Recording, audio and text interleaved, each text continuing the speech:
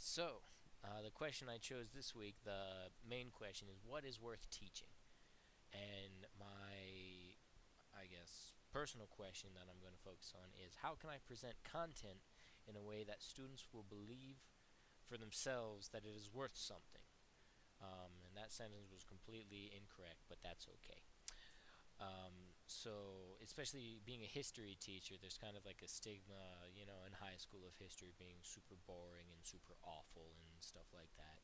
So a lot of kids really aren't excited for it. So the first thing I thought is present it in an exciting way. Whatever I'm teaching, I have to be excited about it.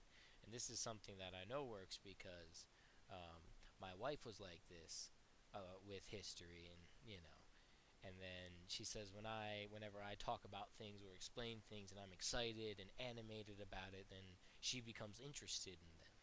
So if you're excited, the kids are going to be excited, you know.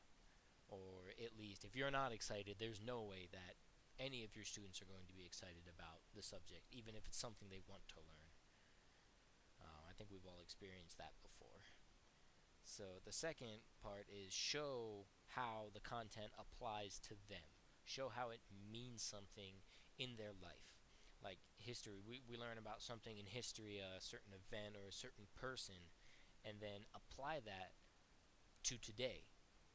If those people did a certain thing or were a certain way, show how they can apply that, how they can be like that if it's desirable, or how they can make a change, something like that, something like the person did.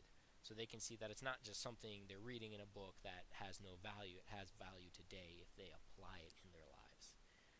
And then the third thing I thought of is engage them in the learning. I'm not the biggest fan of just lectures and, reading out of a textbook kind of thing. That's not very engaging to a student. So have them actively involved in the learning.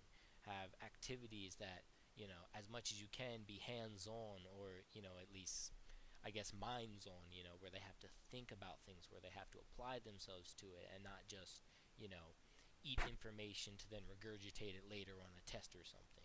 Make them think about it, make them stretch, engage them, and help them become active in their learning. So those are some ways that I thought about you know to have the students interested in the content, to help a teacher present it in a way that the students would be interested in